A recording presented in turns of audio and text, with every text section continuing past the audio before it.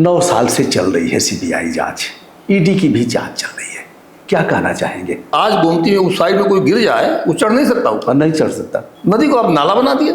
और करप्शन तो ये अधिकारी करेंगे, ये मान ही नहीं सकते हैं। गलत काम करते हैं तो ये करप्शन करेंगे।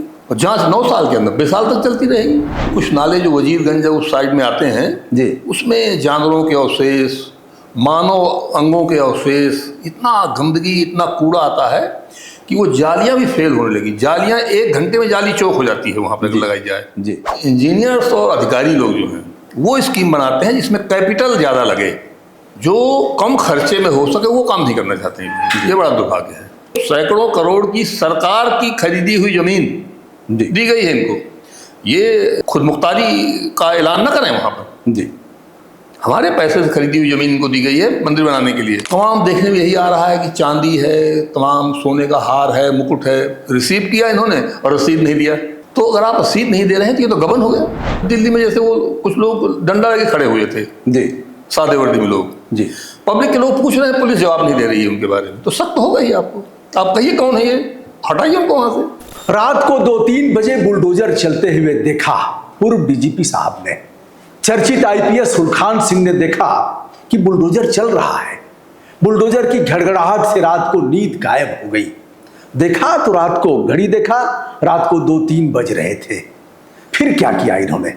बुलडोजर चल रहा था और इनके सामने ही चल रहा था। खिड़की से उसका नजारा देख करके कलेजा दहल गया और फिर सोचा कुछ न कुछ तो करना ही पड़ेगा। सुलखान सिंह जी 1980 बैच के आईपीएस डीजीपी से सेवानिवृत्त हुए। वह कार्यवाहक नहीं थे, पूर्णकालिक थे। आदित्यनाथ योगी जी के समय में थे। इनकी बात वह मानते भी थे। हम पहले भी चर्चा कर चुके हैं। आईआईटी रुड़की से इन्होंने बीटेक किया, रेलवे में भी नौकरी किया और तमाम चीजें। अयोध्या प्रकरण पर भी हम बात करेंगे कि किस तरह से चोरी हुई और चोरों का सरदार कौन।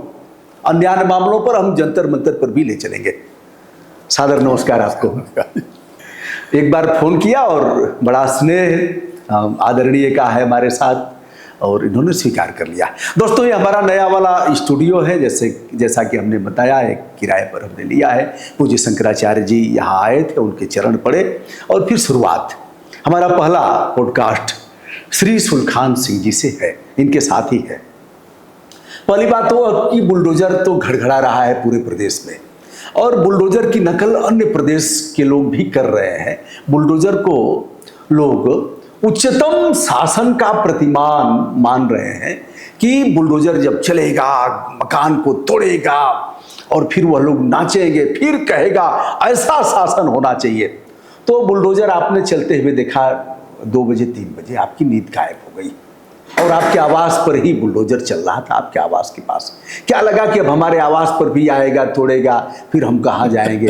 क्या मामला है? नहीं, वो ऐसा नहीं था। दरअसल वो नदी की तलहटी को खोद रहे थे लोग जो। अच्छा। तो रात में ही करते थे अक्सर ये लोग जो है। मतलब चोर तो रात को ही नहीं करेगा चोरी। हमने लिखा है कि फेसबुक पे, साहब ये बड़ा गलत हमको लग रहा है। नदी की तलहटी क्यों खिसका रहे हैं ये लोग जो हैं जी। नदी की धारा को दूसरी तरफ खिंचवाने के प्रयास कर रहे हैं जी। हमको ये लगा कि ऐसा तो नहीं कि ये कहीं सामने नदी का पेटा घेर करके वहाँ पर निर्माण कार्य शुरू कर दें, कोई फ्लैट बना दें वहाँ पर जी। तो हमारा थोड़ा स्वार्थ ये था कि हमारे फ्लैट के सामने अगर फ्लैट बन जाएगा हमारा व्यू खराब होगा। ये भी स्वार्थ था, मैं इसको कहूँगा। लेकिन हमको बड़ा अजीब सा लगा ये, तो हमने उसको फेसबुक पे लिखा। तो फेसबुक पे लिखने पे उसमें तो जैसा होता है यूजुअल तमाम उल्टा सीधा कमेंट आने लगे कि साहब क्या सबूत है आपके पास, क्या है। फिर हमने दोबारा लिखा उसके बारे में जी। और जब मैंने देखा कि रात में तो बंद कर दिया इन्होंने, लेकिन वो सुबह सुबह एक दिन 3 बजे देखा हमने, तो सुबह सुबह शुरू कर दिए ताकि इस समय कोई सो रहे होंगे लोग सब जी। फिर हमने दोबारा लिखा उसको। फिर किसी यूट्यूब चैनल ने भी हमारा फ़ोन पे इंटरव्यू किया, उन्होंने भी चला दिया उसको जी। तब जा करके ये बंद हुआ काम जो है। तो आज मैं देख रहा हूँ जो बाढ़ आई हुई है नदी में, पेटा भर गया है जी। तो नदी कितना उधर खिसक गई है ये आज साफ साफ दिखाई पड़ रहा है। मतलब नदी का जो प्राकृतिक स्वरूप है उसको बदल दिया जाए और जो जमीन बच जाएगी उस पर इधर की जमीन निकल आएगी तो उस पर फ्लैट बना दें आप। ये मेरा शक था।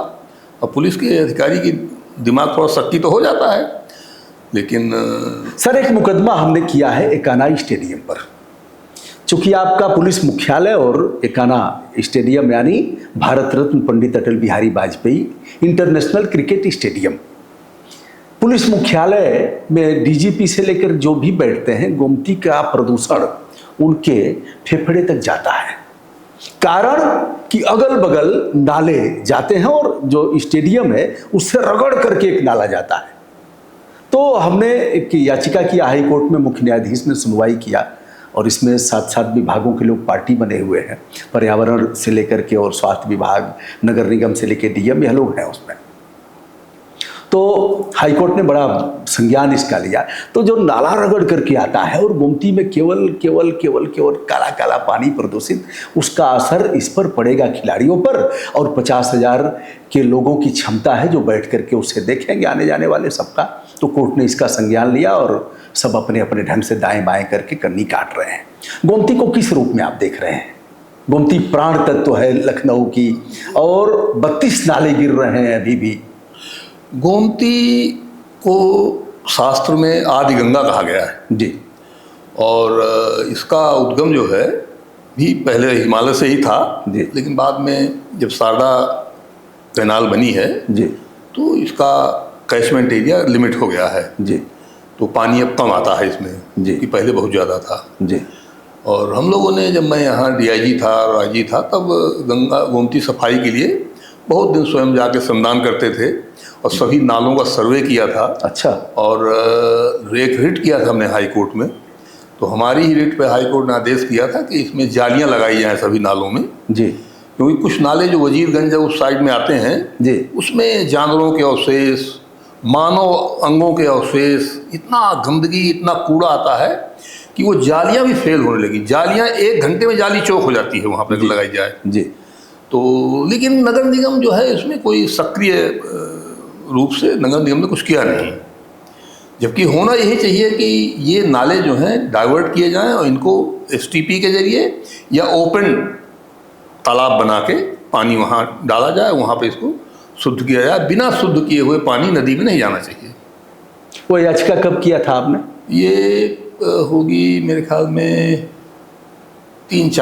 2003-4 के आसपास की बात होगी। तो सेवा में आप समय लालजी टंडन जो है उस समय जी नगर विकास मिनिस्टर थे, तो कराया था आपने या याचिका? हमारे मित्र हैं नरेंद्र कुमार, उनके नाम से की गई थी। अच्छा, हम लोगों ने ड्राफ्ट किया था उसको। अच्छा, मतलब उसके मूल में आप थे जी। तो उस समय आप पुलिस अधिकारी थे, भीतर हलचल हुई होगी कि गोमती को बचाने के लिए क्या किया जाए। हम तो रेगुलर श्रमदान करते थे और मंत्री जी भी कई बार आए हमारे श्रमदान में जी। फिर जब इन लोगों ने ये एक स्कीम बनाई प्रदूषण नियंत्रण की जी, तो हमको बुला करके लालजी टंडन जी ने हमारे सामने प्रेजेंटेशन करवाया था पूरी स्कीम का। अच्छा। हम लोगों को इन्होंने शामिल किया लेकिन हमारा रिकमेंडेशन कोई नहीं माना इन लोगों ने। दुर्भाग्य होता है दुबे जी कि इंजीनियर्स और अधिकारी लोग जो हैं वो स्कीम बनाते हैं जिसमें कैपिटल ज़्यादा लगे जी, जो कम खर्चे में हो सके वो काम नहीं करना चाहते हैं। ये बड़ा दुर्भाग्य है। और ये सबका देखिए, सबका अंतिम निर्णायक तो सरकार ही होती है, सरकार को ये देखना चाहिए। अब बात गोमती पर ही चल निकली है। गोमती पर सीबीआई जांच चल रही है। मुख्यमंत्री आदित्यनाथ योगी जी जब पहली बार, उस समय आप डीजीपी रहे होंगे, अब आप, हमको स्मरण हो रहा है, जैसे ही शपथ लिया इन्होंने पहला काम किया कि गोमती के किनारे पहुंचे। उस समय मुख्य सचिव इत्यादि साथ में थे। फिर उन्होंने एक एसआईटी गठित कराया हाई कोर्ट के एक जज, सेवानिवृत्त जज के नेतृत्व में। उन्होंने कहा कि 1450 करोड़ में 100 करोड़ का तो कहीं अता ही पता नहीं है, ऐसे था। फिर पहली सीबीआई जांच अगर इनके कलम से संस्तुति की गई, अनुरोध किया गया, तो गोमती पर ही है। केंद्र ने मान लिया, डबल इंजन की सरकार थी और उत्तर प्रदेश के मुख्यमंत्री की पहली सीबीआई जांच गोमती पर ही हुई। साहब 9 साल से चल रही है सीबीआई जांच, ईडी की भी जांच चल रही है, क्या कहना चाहेंगे? देखिए, करप्शन तो सभी स्कीमों में होता ही है जी। ये जो गोमती सौंदर्यीकरण की जो योजना बनाई गई थी जी, वो मूल रूप से गलत थी जी। नदी के किनारों को कभी भी वर्टिकल यानी ऊर्ध्वाधर नहीं बनाया जाना चाहिए, नहीं वो नाला हो जाता है। जी। अगर नदी के किनारे को पक्का करना है आपको तो सीढ़ियों टाइप का बनाइए, स्लोपिंग, जिससे अगर कोई आज गोमती में उस साइड में कोई गिर जाए वो चढ़ नहीं सकता ऊपर, नहीं चढ़ सकता। नदी को आप नाला बना दिया। और करप्शन तो ये अधिकारी करेंगे, ये मान ही नहीं सकते हैं, गलत काम करते हैं तो ये करप्शन करेंगे। और जांच 9 साल के अंदर 90 साल तक चलती रहेगी। अच्छा, सभी अधिकारियों का इतना प्रभाव है हर जगह कि जब तक कोई बिल्कुल प्रभावहीन नहीं हो जाता है, जांच थोड़ी पूरी होने पाती है उसके खिलाफ। ऐसा कब तक चलेगा, क्या करना चाहिए?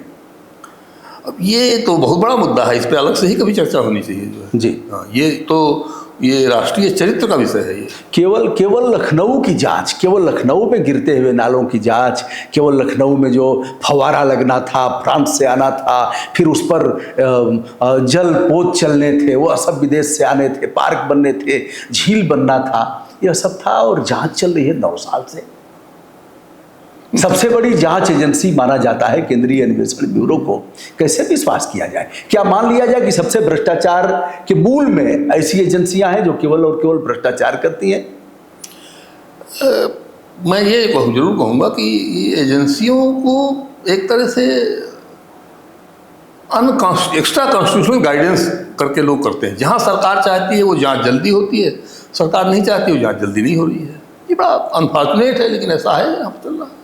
अब यह जांच पिछली सरकार के मामले में ही थी, यानी इसके पहले अखिलेश यादव चीफ मिनिस्टर थे और आजम खां का विभाग था, शिवपाल यादव का विभाग था, सिंचाई विभाग और सब लेकर के अंत में शिवपाल यादव जब हटा दिए गए तो यह विभाग मुख्यमंत्री के अंडर में ही, यानी अखिलेश यादव के अंडर में आ गया। तो अगर उन्होंने ऐसा किया तो इनको रेलवे में क्या दिक्कत है? ये रेल देते, या तो फिर दुर्व्यसंधि हो, या फिर उन्होंने कोई भ्रष्टाचार कारित न किया हो, इनको कुछ मिल न रहा हो, यानी फिर दोनों का गुटुर्गो हो, या फिर अधिकारियों ने खेल कर लिया हो, इस खेल में इनको भी सहभागी बना दिया हो। करप्शन केसेस को भी पॉलिटिसाइज कर दिया जाता है जी। आप हम नकेल पकड़ के रखेंगे जी, जब चाहेंगे जांच तेज कर देंगे, जब चाहेंगे जांच धीमी कर देंगे। जी।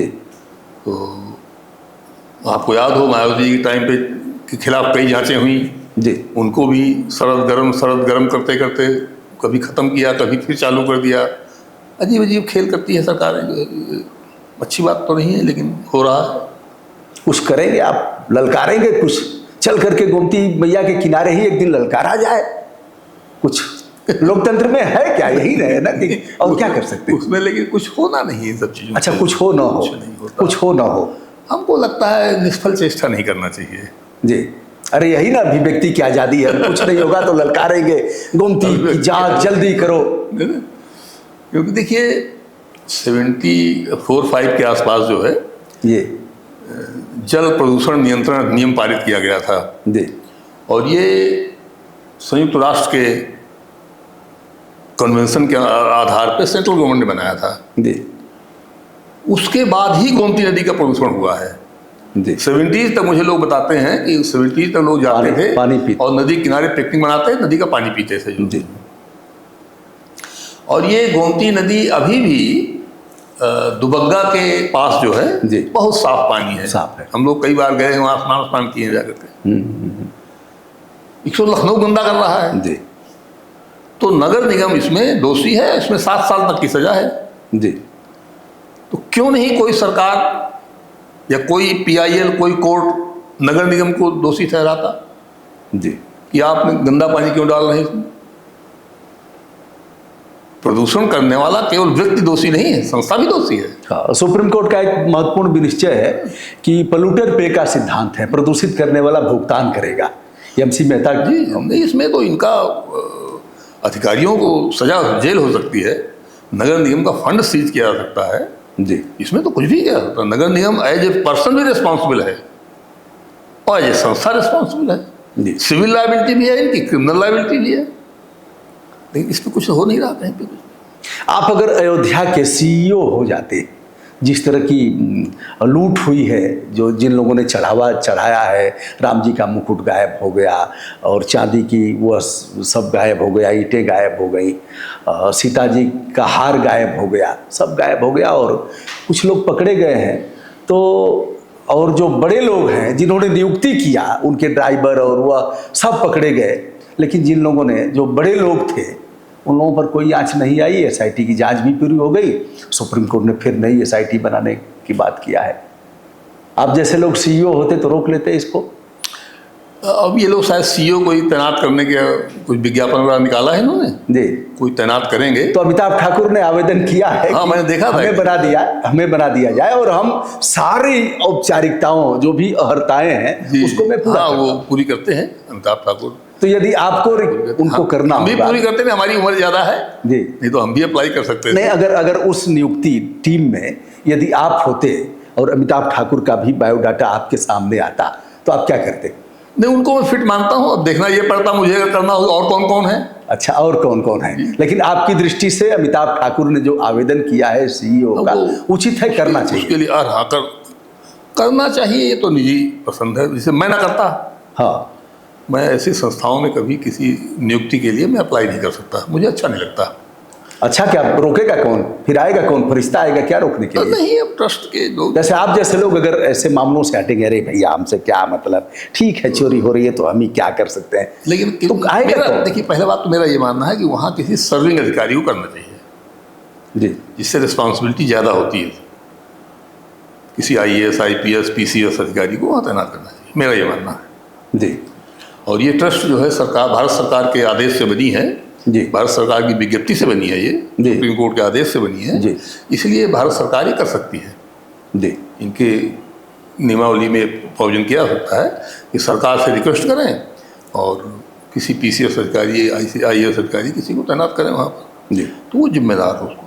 लेकिन जो भी अब तैनात हो, मेरा उनसे यही रिक्वेस्ट है कि ये प्रक्रिया तुरंत ठीक करें।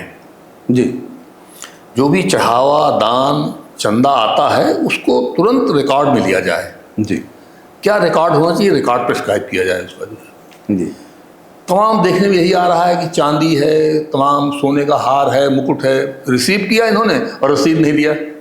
जी, तो अगर आप रसीद नहीं दे रहे हैं तो ये तो गबन हो गया। गबन हो गया। 4 घंटा रसीद नहीं दिया आपने, हमको ये पढ़ाया गया है, रूल्स में, ये कानून में लिखा है, वो गबन हो गया, 4 घंटे गबन हो गया। जी, इनको तुरंत रसीद दें, रसीद नहीं देते ये लोग। तो ये यही फंडामेंटली यही गलत है। दूसरा, जब काउंटिंग हो रही है किसी चीज़ की तो उसकी रिकॉर्डिंग होनी चाहिए। जी, और रिकॉर्डिंग कितना दिन तक सुरक्षित रखी जाएगी? मेरा मानना है कम से कम 1 साल रखी जानी चाहिए। जी, अगर कोई विवाद नहीं होता है तभी वो वीड आउट की जाए। जी, ये बीच में कहते हैं रिकॉर्डिंग गायब करिए, रिकॉर्डिंग कैसे गायब हो गई? दूसरी बात, इसके ऑडिट की भी व्यवस्था होनी चाहिए। जी, ट्रस्ट खुद कराए ऑडिट को किसी रिप्यूटेड चार्टर्ड अकाउंटेंट से, जी, और वो रिपोर्ट पब्लिश करें। ये इनको ये कभी नहीं भूलना चाहिए कि पब्लिक ट्रस्ट है, एक तरह से ये सरकार के आदेश से बनी है, सुप्रीम कोर्ट आदेश से बनी है, और इसको सैकड़ों करोड़ की सरकार की खरीदी हुई जमीन दी गई है इनको। ये खुद मुख्तारी का ऐलान न करें वहाँ पर। जी, हमारे पैसे से खरीदी हुई जमीन इनको दी गई है मंदिर बनाने के लिए। जी, तो ये तकनीकी आधार लेकर के, और ये नहीं बच सकते कि साहब हम सरकारी नहीं है। इनको RTI के दायरे में रहना चाहिए, खुद ही इनको RTI के दायरे में आना चाहिए, और हर चीज़ सामने इनको रखना चाहिए। अपनी बैलेंस शीट, अपना ऑडिटेड अकाउंट हर साल प्रकाशित होना चाहिए अखबारों में इनको जो है। जी, तो ये सारी प्रक्रिया CEO बनाए जी, रिटन में, और उसको पब्लिश करें, नोटिफाई करें, विज्ञप्ति जारी करें। संपूर्ण रूप से पारदर्शिता का सिद्धांत यहाँ लागू होना चाहिए। अगर कोई चांदी देता है तो आप उसको लीजिए, तौलिए, सबका रिकॉर्डिंग होती रहे, तौल के उसको सील करिए, और उसकी सील की फ़ोटो रखिए, और उसको रसीद दीजिए कि ये रसीद, ये इतना वजन का ये चीज़ ली गई। बाद में आप जांच कराइए कि वो 40% शुद्ध है कि 90% शुद्ध है जी, और जितना निकले उसको स्टॉक में लीजिए।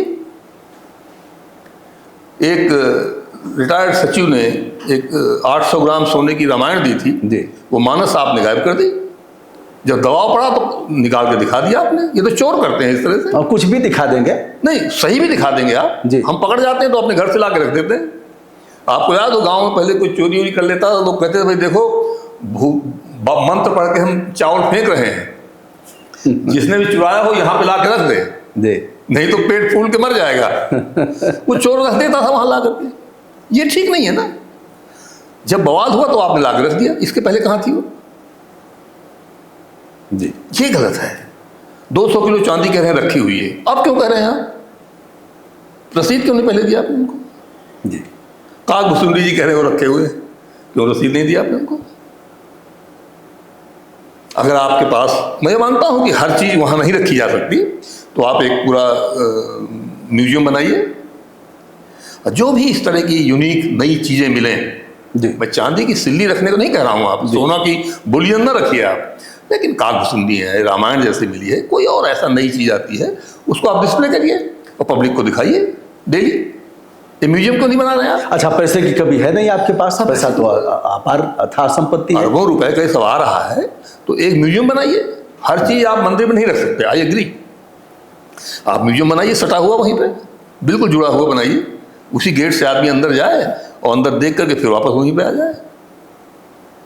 तो ये सब सीईओ को चाहिए कि एक ऐसा बनाए, व्यवस्था ऐसी बनाए कि उसमें लूप होल मिनिमम रहें, और ट्रस्ट के जो मेंबर हैं उनको क्या अधिकार होंगे, क्या उनको अधिकार होंगे रूल बनाने के, या उनको एग्जीक्यूटिव अधिकार भी हैं?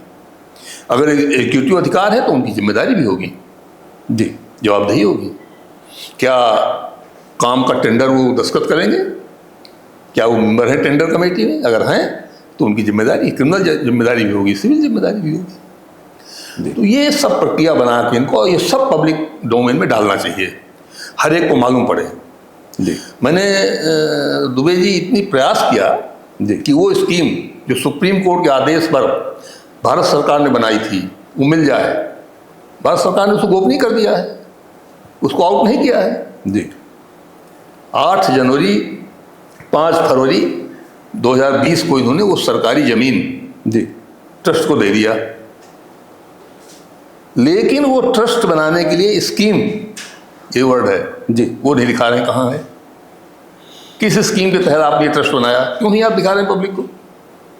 कोई गोपनीय मामला थोड़ी है।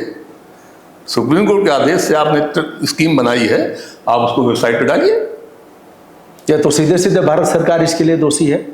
बिल्कुल सीधे दोषी है, साफ मना कर रहे हैं किसी को देने को पब्लिक। फिर पारदर्शिता का सिद्धांत कैसा? अरे पब्लिक के डॉक्यूमेंट है ये, कोर्ट ने कहा है आपको, और ध्यान रखिए कोर्ट ने आपको मेरिट पे नहीं फैसला किया है ये। जी। कोई सबूत इस बात का नहीं था कि वहां पे मंदिर था, कोई सबूत इस बात का नहीं था कि वो जमीन हिंदुओं की है, जी। कोई सबूत ये भी नहीं था कि वहां मुसलमानों की जमीन है वो। जी। तो कोर्ट ने कोई फैसला कानूनन नहीं कर पा रही थी कोर्ट जो है, जी, इसलिए उन्होंने आर्टिकल 142 के तहत जो है अपनी पावर का इस्तेमाल विशेषाधिकार इस मामले को अंतिम न्याय करने के लिए, कंप्लीट न्याय करने के लिए उन्होंने ये फैसला किया। ये नेशनल इंटरेस्ट का फैसला है, ये राष्ट्र में चले आ रहे बहुत बड़े विवाद का हल हुआ है इससे। जी। ये छोटा मोटा फैसला नहीं है, बहुत इंपॉर्टेंट फैसला है। इसके चीजें कैसे गोपनीय कर रहे हैं आप? उससे शक शुबा पैदा होते हैं, आपसी अविश्वास पैदा होता है, ये चीजें ठीक नहीं होती हैं किसी देश के लिए। मान लिया जाए कि इनका ट्रस्ट का और उनका अपवित्र गठबंधन था, इसमें वो भी शामिल है, तरह के शक करेंगे लोग जो हैं, या फिर आप भ्रष्टाचार के दलदल में इस तरह से फंसे हुए हैं, अतिशय प्रेम है जिम्मेदार लोगों से। मैं उतना नहीं करता, लेकिन मैं ये आपने सब कह दिया उसमें कि इससे क्या हो, शक पैदा होने लगता है। अब जैसे छोटी सी बात है, अब दिल्ली में जैसे वो कुछ लोग डंडा लेके खड़े हुए थे, जी, सादे वर्दी में लोग, जी, पब्लिक के लोग पूछ रहे हैं, पुलिस जवाब नहीं दे रही है उनके बारे में, तो शक तो होगा ही आपको। आप कहिए कौन है ये, हटाइए उनको वहां से, तुरंत कमिश्नर को बयान देना चाहिए कि साहब ये हमारे आदमी नहीं है, हटाइए उनको वहां से। अगर आप किसी चीज पे जवाब नहीं देंगे जी, तो शक शुबा तो होगा ही। विश्वास का जो पहला सीढ़ी है वो जवाबदेही तो है।